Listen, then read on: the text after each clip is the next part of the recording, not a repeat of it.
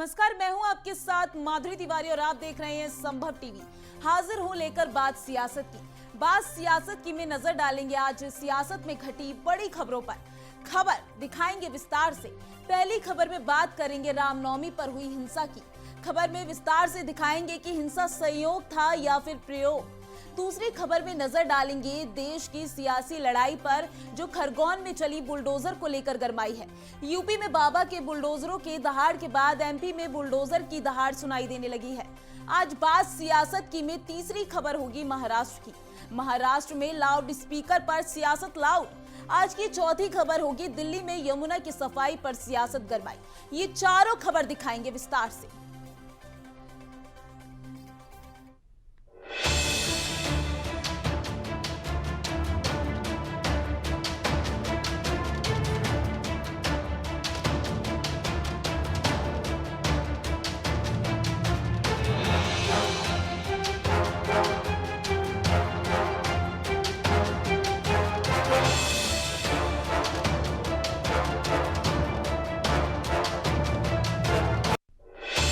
रामनवमी के मौके पर देश के कई राज्यों में पथराव, आगजनी और हिंसा की घटनाएं देखने को मिली। दिल्ली, मध्य प्रदेश, गुजरात, पश्चिम बंगाल, गोवा, महाराष्ट्र, झारखंड, बिहार, कर्नाटक और छत्तीसगढ़ के अलग अलग इलाकों में सांप्रदायिक तनाव फैल गया। इन घटनाओं में 2 लोगों की मौत हो गई, जबकि 36 लोग घायल बताए जा रहे हैं। ऐसे में अब सवाल उठने लगा है कि ये हिंसा संयोग था या प्रयोग। रामनवमी पर पथराव, आगजनी और हिंसा, उन्मादियों और उपद्रवियों की क्या थी मंशा? रामनवमी पर हिंसा संयोग या फिर प्रयोग? रामनवमी के कार्यक्रमों के दौरान हुई हिंसा के कारण झारखंड के लोहरदगा और गुजरात के आणंद में एक शख्स की मौत हो गई। वहीं मध्य प्रदेश के खरगोन में पथराव और आगजनी के बाद कर्फ्यू लगाना पड़ गया और पुलिस ने वहां 80 से ज्यादा लोगों को गिरफ्तार किया है। विभिन्न राज्यों में अधिकारियों ने बताया कि हिंसा प्रभावित इलाकों में स्थिति नियंत्रण में है, और जबकि मध्य प्रदेश में प्रशासन ने खरगोन में रामनवमी के जुलूस पर पथराव करने वाले उपद्रवियों के अवैध ढांचों के खिलाफ एक ध्वस्तीकरण अभियान शुरू किया है। मध्य प्रदेश सरकार उपद्रवियों के उपद्रव को संयोग न मानते हुए कार्रवाई भी शुरू कर दी है। खरगोन प्रशासन ने रामनवमी के जुलूस पर पथराव करने के आरोपी लोगों के अवैध रूप से बने कम से कम 50 ढांचों को गिराना शुरू कर दिया है। इंदौर के संभागायुक्त पवन शर्मा ने खरगोन में पत्रकारों से कहा, सरकार की दंगों के लिए कतई बर्दाश्त न करने की नीति है।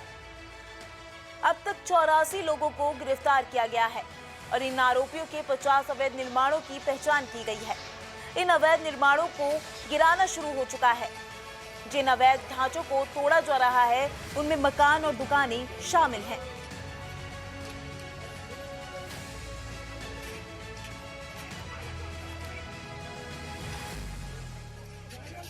तत्वों के खिलाफ, दंगाइयों के खिलाफ हमारी जीरो टॉलरेंस की पॉलिसी है और जो भी आदमी हमें इसमें इन्वॉल्व मिलेगा उन सब के खिलाफ हमारी कार्रवाई होगी। और अभी कुछ कार्रवाई आप देख रहे हैं कि वो कार्रवाई शुरू भी हो गई है और हर तरह से जो भी हमें लगता है कि अपराधी की कमर तोड़ने के लिए हमें आवश्यक है वो सारी कार्रवाई की। सर, कितने लोगों की गिरफ्तार? अभी तक 84 लोगों की गिरफ्तार। देखिए, ये तो अब जैसे जैसे हमें ये पता चलेगा कि ये बदमाश है, बहुत सारी जगहों पर अतिक्रमण किए हैं, तो जो लीगल पूरी कार्रवाई है वो करते रहेंगे लगातार। इस बीच मध्य प्रदेश के खरगोन में हुई हिंसा को लेकर केंद्रीय मंत्री गिरिराज सिंह ने प्रतिक्रिया दी। उन्होंने कहा, रामनवमी या किसी जुलूस पर बार बार पत्थरबाजी की घटना कोई संयोग नहीं बल्कि प्रयोग है। उन्होंने कहा, मैं बार बार कहता रहा हूं कि मुस्लिमों की बढ़ती आबादी देश के लिए खतरा नहीं है बल्कि कट्टरवादी सोच देश के लिए खतरा है। किसी से बढ़ती हुई आबादी से हमें कोई शंका, कोई डर नहीं। मुझे कट्टरवादी सोच से भय है। ये कट्टरवादी सोच के कारण ही ये सारी घटना घट रही है जो देश के विभिन्न क्षेत्रों में आज एक कट्टरवादिता का माहौल क्रिएट हो रहा है।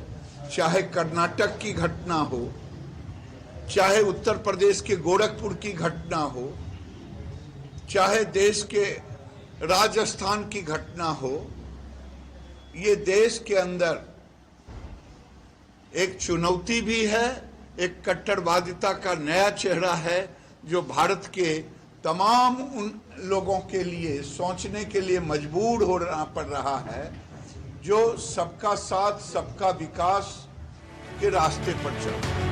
वहीं उत्तर प्रदेश के मुख्यमंत्री योगी आदित्यनाथ ने शांतिपूर्ण रामनवमी के आयोजन पर बड़ा बयान दिया है। देश के कई राज्यों से इस समय रामनवमी के दौरान जुलूसों पर पथराव और अन्य अप्रिय घटना के समाचार आ रहे हैं। ऐसे में योगी आदित्यनाथ ने एक बार फिर अपने बुलडोजर मॉडल वाली शासन व्यवस्था का जिक्र कर सबका ध्यान अपनी ओर खींचा है। सीएम योगी ने कहा है कि उत्तर प्रदेश देश का सबसे बड़ा राज्य है। यहाँ पर 25 करोड़ जनता निवास करती है। रामनवमी का आयोजन भव्य तरीके से किया गया। 800 स्थानों पर रामनवमी के मौके पर शोभा यात्रा और जुलूस निकाले गए। इस समय रमजान का भी महीना और रोजा चल रहा है। योगी ने कहा कि सबके बाद भी किसी भी स्थान पर दंगा फसाद की बात तो दूर, तू मैं तक नहीं हुई। शांतिपूर्ण तरीके से पूरा आयोजन संपन्न हुआ। उन्होंने जोर देकर कहा कि इस प्रदेश में दंगों के लिए कोई जगह नहीं है।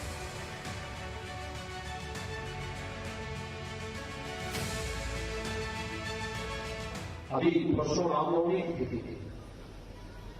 25 करोड़ की आबादी यूपी में रहती है। 800 स्थानों के रामनवमी के शोभा यात्रा थे, जुलूस भी थे और साथ साथ इस समय रमजान का महीना चल रहा है, रोजा अफ्तार के भी कार्यक्रम रहे हो। कहीं भी कोई तू मैंने नहीं हुई, दंगे फसाद की बात तो नहीं। ये उत्तर प्रदेश की विकास की नई सोच को प्रदर्शित कर रहा है। क्या दंगा फसाद के लिए कोई जगह नहीं, अराजकता के लिए, गुंडागर्दी के लिए, अफवाह के लिए कोई जगह नहीं है। उत्तर प्रदेश के रामनवमी के अवसर पर मर्यादा पुरुषोत्तम भगवान श्री राम की पावन जयंती के अवसर पर साबित किया। कुल मिलाकर ये हिंसा संयोग नहीं है, बल्कि सोची समझी साजिश है। और यही वजह है कि मध्य प्रदेश और उत्तर प्रदेश सरकार हिंसा करने वालों पर सख्त है।